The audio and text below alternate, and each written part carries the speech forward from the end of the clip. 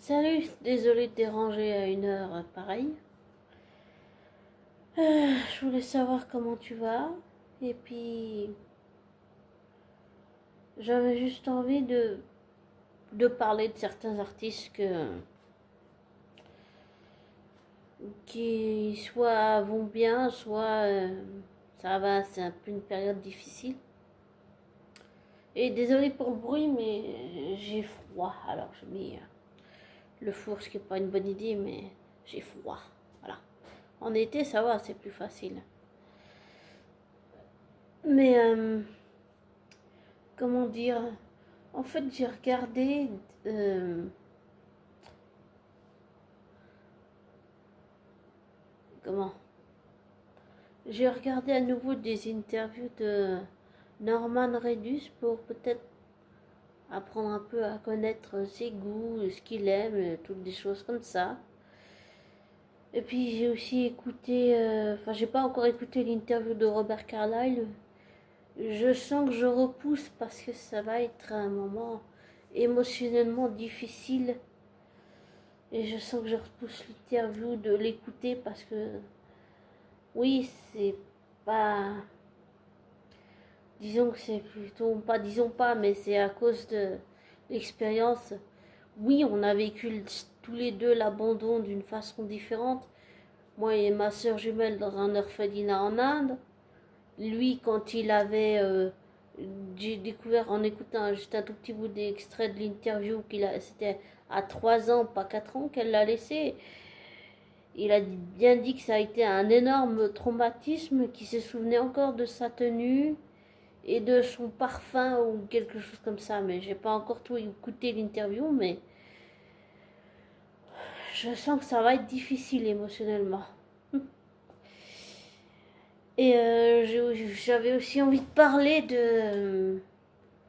étrangement, même si ça n'a pas d'importance, j'avais envie de parler de Céline Dion parce que j'ai grandi avec ses chansons, parce que quand j'ai su pour la maladie, je me suis pas mal renseignée. Et de ce que j'ai vu, les spasmes, les crises, tout ça, c'est assez important. La maladie est très grave. Et en fait, j'ai réalisé qu'en fait, elle avait ça depuis le début. Mais en fait, ça fait bien plus que 17 ans qu'elle a la maladie, en fait. C'est ça que j'ai réalisé en regardant un reportage tout à l'heure. Elle a la maladie bien depuis longtemps et en voyant tout ce que j'ai vu, j'ai compris que la maladie, c'est assez lourd, c'est assez conséquent, c'est vraiment... c'est lourd quand même. C'est vraiment très lourd. Émotionnellement, ça doit pas être facile à supporter. Et puis, j'ai vu cette interview sur Norman Reedus. Et donc, j'ai pas encore regardé celle de Robert Carlyle, mais je vais le faire, mais je sens que je repousse parce que, oui, on prend tout, souvent quand on analyse quelque chose, on prend toujours le plan physique, psychologique, mental, mais on prend pas l'aspect, j'allais dire l'aspect émotionnel, l'aspect, l'aspect difficile de la chose pour la personne qui l'a vécu. Voilà. Et comme j'ai vécu en étant enfant, je sais que les cellules de mon corps se souviennent. Moi, je me souviens pas, mais je sais que les mémoires, les mémoires cellulaires n'oublient pas ce genre de choses et tu ressens les effets, mais genre des années après. Et je me demande, je sais que j'ai aussi le diabète, que c'est une maladie que j'avais depuis longtemps, sauf qu'à l'époque, on pensait que toutes les traces que j'ai ici, là, les traces que j'ai ici, enfin, on pensait que c'était de la crasse, mais en fait, non, c'est même pas de la crasse, c'est les traces de la maladie. Et je m'aperçois que le diabète, c'est aussi une maladie lourde, très lourde, et c'est pour ça que j'ai j'ai l'armée du salut qui vient, j'ai une infirmière qui vient les lundis, mardis, mercredis, faire des piqûres pour le diabète, parce que c'est vraiment, c'est lourd, c'est très lourd. Mais ce genre de choses, on s'en aperçoit que quand c'est, tu vois, genre, avec le temps, avec les années, avec l'âge aussi. Je pense qu'à 34 ans, je suis une vieille crotonne, mais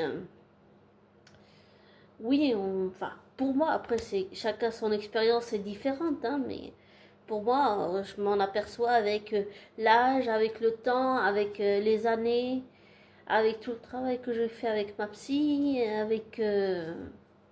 avec toutes ces choses. Voilà. Et c'est assez impressionnant de se dire que parfois, ça peut s'arrêter du jour au lendemain à cause de la maladie qui prend de la place, à cause de la maladie qui freine tout. Et oui, c'est impressionnant, ça fait peur quelque part de se dire que tout peut s'arrêter à cause de la maladie, parce que la maladie prend de la place, parce que la maladie elle est là, parce elle va pas partir, hein. Donc voilà. Je pense aussi à tous les gens qui ont comme Avril Lavigne et puis comme Shania Twain. Enfin, non, Shania Twain a une autre maladie, mais enfin, je sais plus si c'est ça ou pas. Mais Shania Twain a une maladie, mais je sais plus si c'est la même qu'Avril Lavigne. Des spasmes partout, à cause de la piqûre de la tique là. J'ai aussi découvert que Lady Gaga a eu des fibromyalgie pendant des années. C'est quelque chose qui est extrêmement douloureux.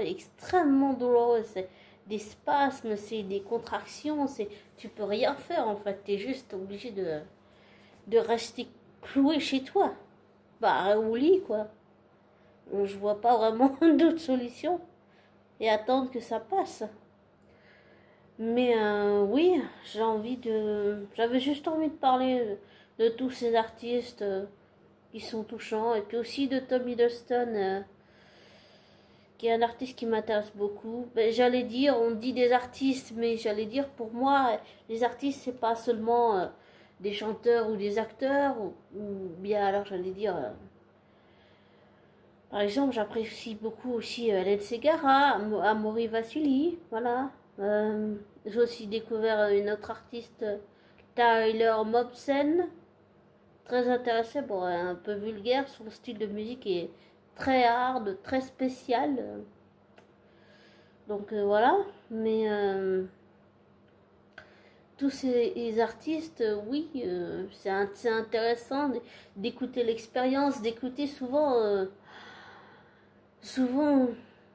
peut-être comment dire ça, on se dit qu'il faut laisser le passé derrière, que voilà, il faut tourner la page, ok, mais le c'est pas vraiment un problème, mais j'allais dire le problème c'est que on peut apprendre, oui, mais on peut apprendre que avec l'expérience des anciens, que avec l'expérience, les clés que les anciens ont. C'est en s'appuyant aussi sur notre propre expérience et puis l'expérience des autres qu'on peut euh, qu'on peut réussir à surmonter les choses, oui, mais je veux dire à les affronter, à y faire face vraiment tous les jours. Et, et l'autre jour, une fois, bon, j'ai fait une vidéo qui s'était un peu mouvementée, mais où j'avais parlé du diabète, de ma maladie, c'est parce qu'en fait j'avais regardé une interview de Céline Dion et ça m'a donné envie de partager aussi un peu ce que je vivais aussi. Et j'ai aussi le TDAH, j'ai le trouble de l'attention, donc j'ai fait dernièrement des crises d'énervement. Les médicaments que je prends pour le diabète et pour l'attention, tout ça, ça excite la colère, ce qui est vraiment pas bon. Alors je prends du vinaigre de pomme, bon c'est pas bon aussi, mais ça calme tout. Dernièrement c'est pas passé, mais souvent c'est très efficace. J'ai même conseillé, on va dire, à une connaissance d'essayer ça, d'essayer le vinaigre de pomme pour essayer de canaliser tout ça un peu. Et puis, ouais, j'avais envie de parler de ces artistes parce que, oui, ok, ils ont la maladie, oui, ok, ils font partie de l'élite, oui, ok, ils sont, j'allais dire, il y a les Illuminati, il y a les rituels sataniques, il y a tout ça, tout ça, tout ça. Ok, ok, ok, mais je pense aussi que si on voit à chaque fois tout en noir, euh, on, bah, on va dans le mur en fait. Voilà.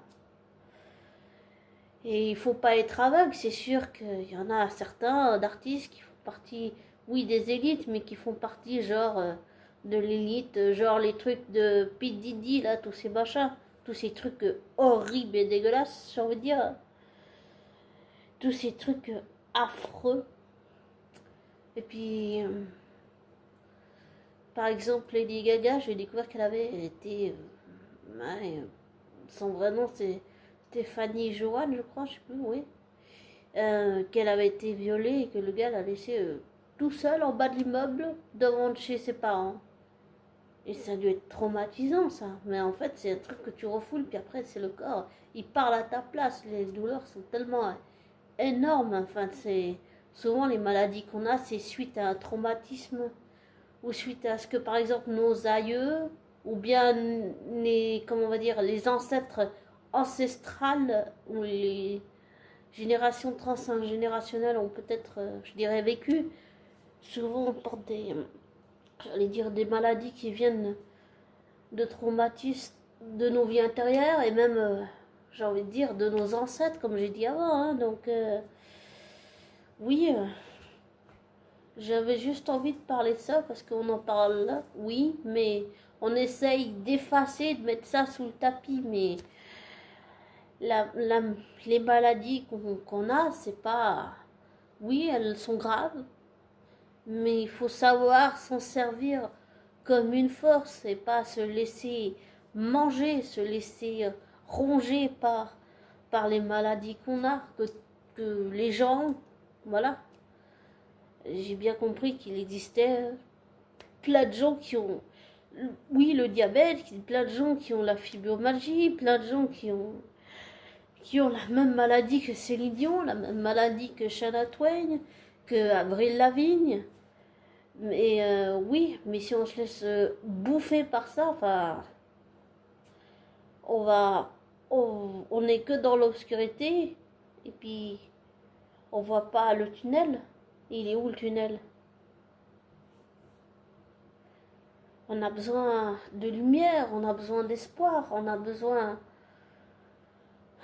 de rêve, on a besoin peut-être d'un nouveau départ.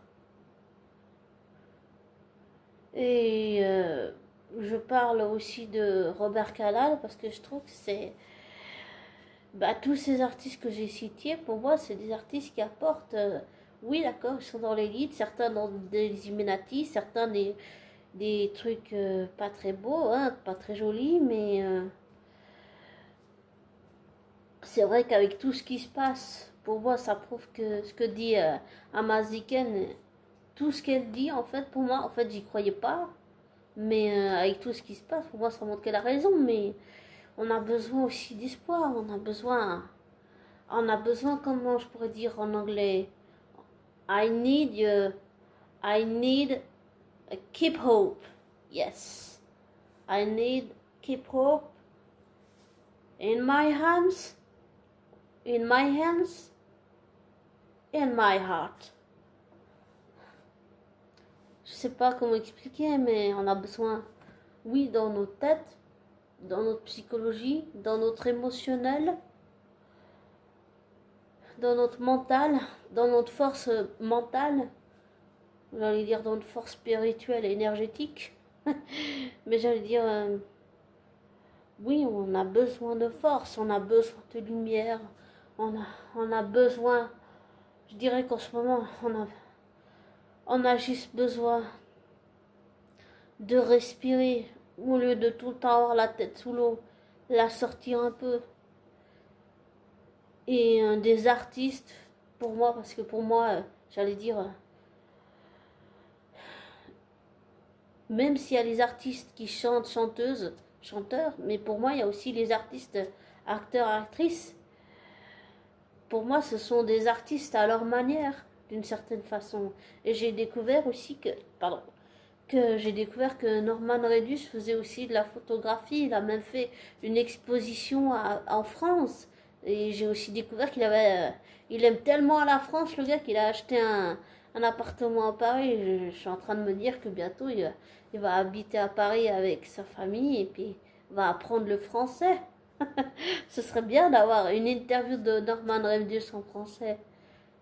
Johnny Depp, il parle en français parce qu'il a vécu longtemps avec Vanessa Paradis. Ah oui, il y a aussi Emma Watson qui parle un peu français. Euh, Désolée, mais... Ah oui, il y a Céline Dion, mais...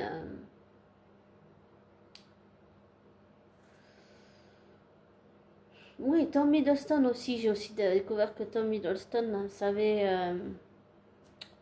il sait parler le langage des signes.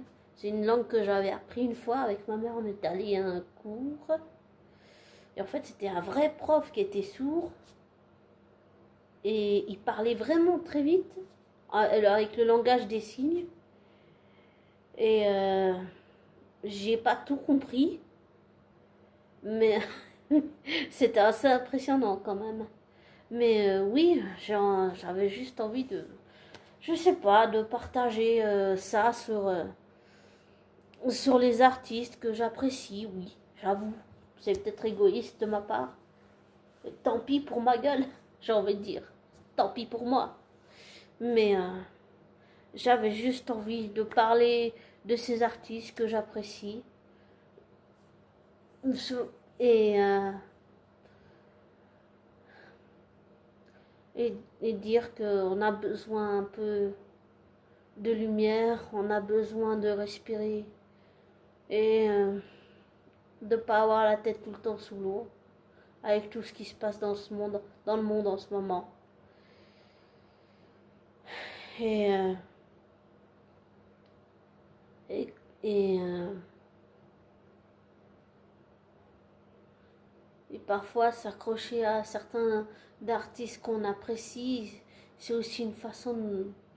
Enfin, pour moi, pas pour les autres, mais par exemple, pour moi, bah, je me suis peut-être accrochée à Loki et aussi à Tom Hiddleston, mais ça a été, au début, c'était une obsession, vraiment une obsession, parce que j'avais harcelé ma flamme jumelle, j'ai arrêté après 3 ans. En 3 ans, j'ai fait le deuil de mon prof de guitare. Après, j'ai eu mon obsession pour Tom Hiddleston. J'ai dû faire un gros travail pour le dissocier de son personnage de Loki. Et je me suis accrochée à Loki et ça m'a permis de surmonter beaucoup d'épreuves, oui, physiques, mais j'allais dire d'un point de vue émotionnel et mental et émotionnel, surtout le côté émotionnel, ça m'a permis de faire tout ce gros travail et pardon, ça m'a permis de me détacher un peu de Loki, oui, mais de surmonter des moments difficiles. Et c'est vrai qu'on parle pas assez de la santé mentale, mais disons que, enfin, disons pas carrément, Tom Hiddleston, oui, mais Loki aussi m'a permis de faire tout ce travail. Et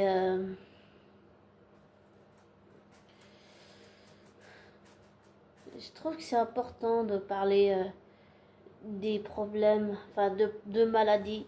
Ah, on a une petite visite. Regardez qui c'est qui vient là. Oh, salut. Oh, attends, attends. Oh, voilà. Oh.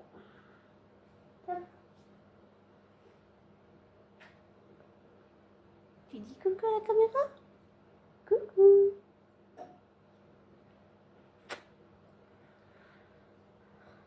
Hmm.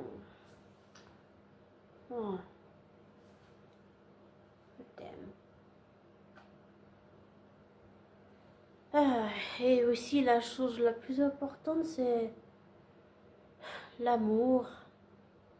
Et j'allais dire, oublie pas de dire à tes proches que tu les aimes. Voilà. Et que grâce à l'amour, grâce à nos artistes préférés, grâce à l'amour, grâce à notre entourage, grâce à mon chat, grâce à l'animal que tu as chez toi, tu vois, eh ben, je vais faire Pogo. Attends, 2 minutes. Tu veux faire quoi? Tu veux rester? Eh ben, grâce à l'amour, grâce à toutes ces petites choses qu'on oublie, bah, en fait, ça nous permet de les surmonter. Ah, d'accord. Bon.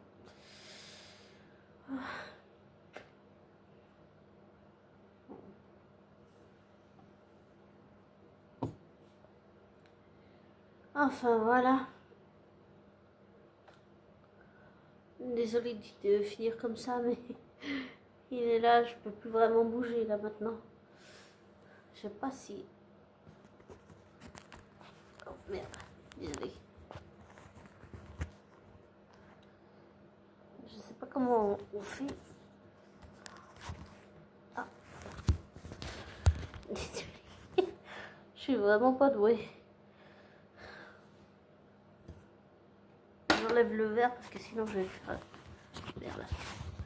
Je vais le faire tomber. Voilà. Comme ça on voit un peu égaux. Mais oui, tout va bien. Enfin voilà.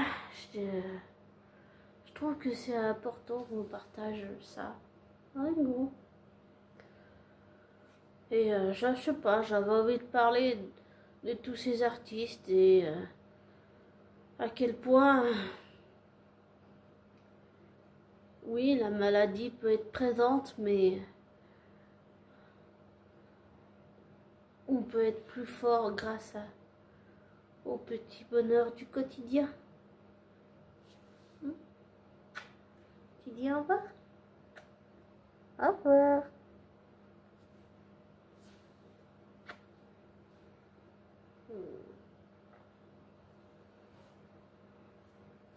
Voilà, je l'ai mis à côté. Mais oui, c'est important de parler des choses qu'on veut mettre sous le tapis, j'ai envie de dire. Tout ce qui est maladie, le fait qu'on doive prendre des médicaments pour ces maladies, ou bien les problèmes de santé mentale. Par exemple, le fait que j'ai le TDAH, que j'ai le trouble de l'attention, que je fais des crises de pleurs, des crises d'énervement, que je fais aussi des crises d'europhagie, c'est-à-dire tu manges trop, puis après tu manges trop, mais tu n'arrives pas à t'arrêter, même si t'es pas bien. Émotionnellement, tu te réfugies dans la nourriture. Et puis aussi dans le passé, je dirais, je vais juste partager cette anecdote. Je me suis fait vomir aussi, oui. Je me suis fait vomir. Bah, pour faire comme tous les autres faisaient, hein, voilà. Te faire vomir pour être mince, quoi. Mais c'était pas la meilleure des choses à faire. Bon, j'ai très vite arrêté, hein, mais... Voilà, je trouve que c'est important de parler de tous les sujets qu'on veut mettre sous le tapis, hein. Voilà. Et montrer que c'est pas forcément une honte. On vit avec, oui. Mais par exemple, il y a aussi Tom Cruise qui a la dyslexie. Mais c'est important de montrer que même avec un handicap qui soit physique ou mental, on n'a pas envie que les gens aient pitié de nous. On a envie de réussir les choses par nous-mêmes et montrer que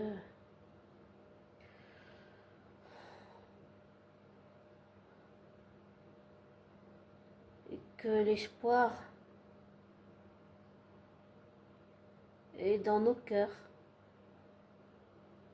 et pas que tout est ça assombri et que tout est fini, que on voit pas le bout du tunnel. Parce que si on voit pas le bout du tunnel, alors on sort comment? On sort comment de la tête sous l'eau si on est dans un tunnel et qu'on voit pas le bout? Ça me paraît difficile. Donc, je sais pas, j'avais envie de partager toutes ces petites choses et puis j'avais aussi envie de me faire plaisir quelque part en faisant cette vidéo. Voilà. Et désolée si c'était un peu bordélique, j'ai fait de mon mieux. Voilà. Et comme je te dis toujours, ne te laisse pas influencer par moi.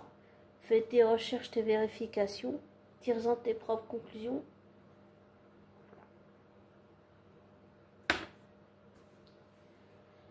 Et je te souhaite une belle fin de week-end. Et un joli début de semaine. Ah oui, et désabonne-toi de ma chaîne. Voilà. Et c'est important de le dire ça aussi. Et je te souhaite un joli début de semaine. Prends soin de toi.